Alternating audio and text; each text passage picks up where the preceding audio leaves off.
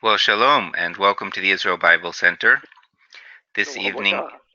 shalom to our special guest, Walter Brueggemann, who is a prominent and prolific scholar of the Hebrew Bible.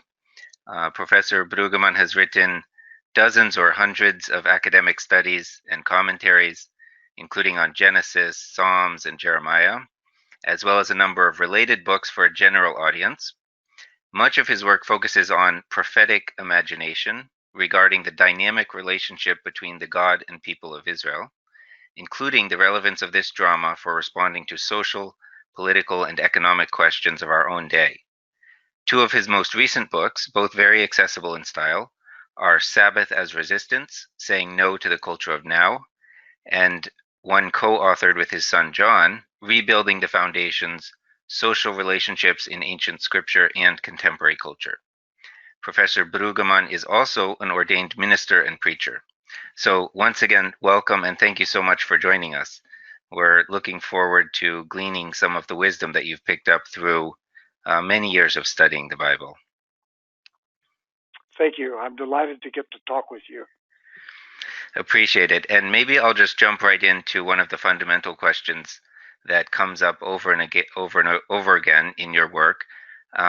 And I'll put it this way: what is prophetic imagination, and why is it important to understand this concept if reading the Bible, especially the Hebrew Bible?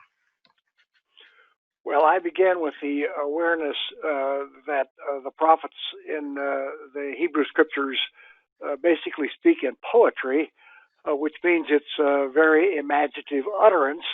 And then when I ask what that poetry is doing, what they are obviously doing is thinking outside the box of what is conventional in the political economic life of ancient Israel.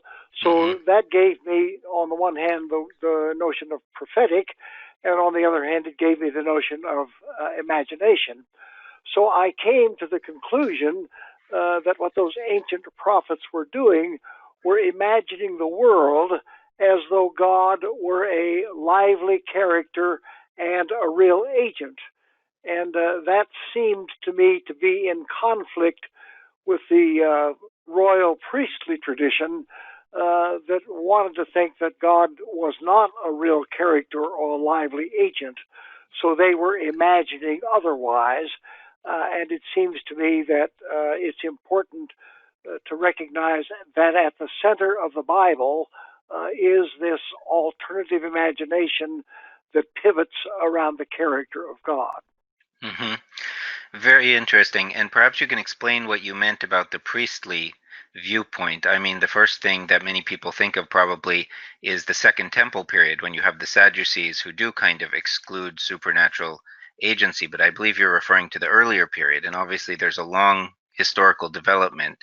So how do you see this duality between the priestly and the prophetic in the earlier period, the period actually when the Hebrew Bible was being written? Well, I am no special student of the priestly tradition, but I think that it is characteristic of the want of priestly traditions to want to domesticate God and contain God either in the liturgy or in the creed or in something like that, whereas the prophets witness to the dangerous freedom of God that cannot be contained that way. And I think that that alternative is evident in 1 Kings 8 in the dedication of the temple, where you get all this pageantry about bringing the Ark of the Presence into the temple, and then it's followed by this explanation, will God indeed dwell in this house or anywhere else that you can design? So that seemed to me to be a way to think of the priestly tradition. And in that chapter, you have also an appeal to all the nations of the earth, in a sense, to come and experience what you seem to describe as this revolutionary experience with this particular God of Israel. So it's a kind of universalist aspect already in the dedication of Solomon's temple. Just listening to you, just these opening thoughts, I'm struck by your words about the kind of radical freedom and imagination of the prophets. It's a very kind of exciting endeavor that you're describing, and very revolutionary in a sense. And I know in some of your work you've actually discussed King Solomon and how he built his empire, and the brutality that went along with that, and oppression perhaps in some ways. So do you think that these texts from the Hebrew Bible are actually describing, let's say, very dramatic and dangerous political conflicts, which is perhaps not the I way do that think most so. people. Yeah. Hmm. Yes, I do. I do think that is right. And as you know, I read all of this as a Christian, so my frame of reference is what Christians do to the Bible. I suspect it's not terribly different among Jews, but among Christians, Solomon is regarded as a good guy, and I think that's quite a misreading of the text. And I think that's evident in 1 Kings 12. At the end of Solomon's reign, there is a tax revolution because people are exhausted with what we would now in the United States call a regressive taxation policy. Yes. Yeah. So I do think that that tension runs throughout the text, and for a Christian, it runs into the New Testament and on into our cultural analysis, right? Hmm. And at least in the case of Solomon, perhaps we can say he's a complex character in the narrative. He's not unidimensional.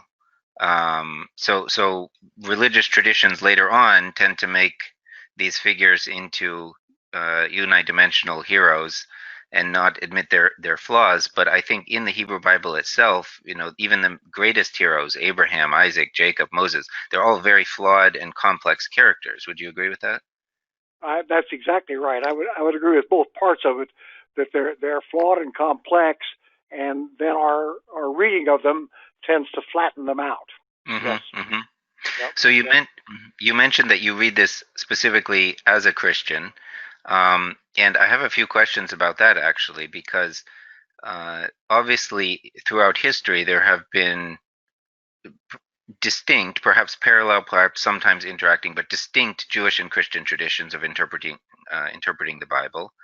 And then, at least from the time of the Renaissance on, you have also an academic stream, which is not necessarily the same as either the Jewish or the Christian religious tradition per se. And obviously, you're both a Christian minister and a well-known academic scholar of the Bible, and you refer quite often to Jewish writers and scholars and the Jewish tradition as well. So, do you think in the past few decades, especially, the Jewish, Christian, and academic streams or approaches to studying the Bible have merged in a sense, or have they at least come closer together? Is there more intermingling? I think there's more intermingling, and I think there is, from the Christian side, a much greater readiness to be instructed by Jewish scholars. So, in my own learning, Heschel and Fachenheim and John Levinson have been very important reference points for me, and I think that's increasingly true among Christian scholars. Yep. Mm-hmm. Mm-hmm. And perhaps on the Jewish side as well, more willingness to hear from Christian commentators on the Bible at the same time.